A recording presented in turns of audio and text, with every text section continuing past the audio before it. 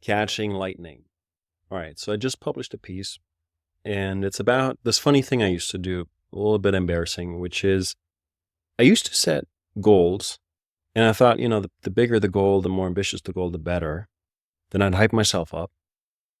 Let's get after it. And when it didn't work, I set more goals. It was this kind of really strange loop, right? I'm down here with my big boulder and there's this range of mountains and I'm trying to push the boulder up there and it's not working. The mountains are moving around. I don't really care about them anymore. They're changing shape. It was really startling because for years I'd be like, oh, just need to make one more list of ambitious goals. This time it'll work. And there was this moment of writing the goal down. And all of a sudden it's like, no, I'm still working on it. Everything is possible. And it's almost like an addiction or a safety blanket. And I thought about what went wrong. There's something obvious, which is having a lot of different goals. Could be like, okay, well, unfocused. And then the question is like, well, why is that? Why all the different goals? And if you're somebody who makes long lists of achieve these 10 big things, that might be familiar. So you kind of understand you can't do them all, but you still can't help yourself. And I would come back to this framework of internal family system and every person being this collection of sub-personalities. And my focus was out externally toward the future, towards the goals, versus inward, where there are these different aspects with different ideas and different goals. And what if each of them try to get a different goal on the list? What if they sabotage each other as you're on the way? And then I kept thinking, okay, the list of goals that I had is a lot of having and achieving, a lot of financial or career or type achievements, X number of subscribers, write a book every year, And there's usually another mountain or another goal behind the goal that you're looking for if it's a goal of achieving or having. So it's usually like Mount Money or Mount Achievement, and then it's Mount Happy. I call this marshmallow mind, when you're trained to always postpone and always deny yourself the reward. And that's kind of a killer, because if you're aware of it on a meta level, you're climbing one mountain and you're like, well, this is just a milestone. It's really hard, but I'm really doing it to do something else after. Like that drains energy.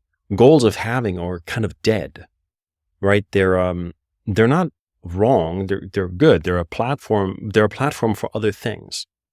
They're really just kind of moments or achievements that ground us to then experience something else. So they're inherently object focused or moment focused. And so they're dead. They're not alive. They're not giving energy. So those I had to motivate myself over and over again. And then you're like burning out, because where's the energy coming from? And all the things that make me feel alive, love, service, community, sharing, creativity, a lot of that stuff, things I wanted to learn, a lot of that stuff was kind of up there in a vague cloud of purpose, and it wasn't connected. The only thing that was kind of real and right in front of me were more goals, more pushing the boulder up the mountain. And the answer that I've come up with is shifting attention. If you're very goal focused, that's toward the future and externally focused, right? Here's the goal, here's the distance to the goal, and there's an obstacle or many obstacles in between. And I'm thinking, okay, I want to shift my attention to what's alive and aligned, what I do with intention. And so I want to be crystal clear about my purpose, my values. That's the direction. Then I want to totally ground myself in the present. I want to show up as best as I can right now for the next thing to do, the next project, the next experiment, the next person, the next conversation.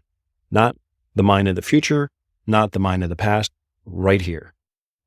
And then I want to take action that connects to that purpose. That action is like a lightning rod to tap into energy. I got this from this coach, Brian Wetton, who wrote this book, Yes, Yes, Hell No. It's a very interesting book. And Brian told me that the best way to tap into purpose and connect it to the present moment, he has this mantra, help one person with one problem. So that's kind of your grounding action. big purpose. Here I am. I'm going to do one thing that helps one person with one problem. Teach one thing, build one thing, connect, have a conversation. So yeah, if you are a person with a long list of goals and you're kind of getting lost in that, or you're feeling stuck, I've got some journaling prompts, or connect with me. Got this.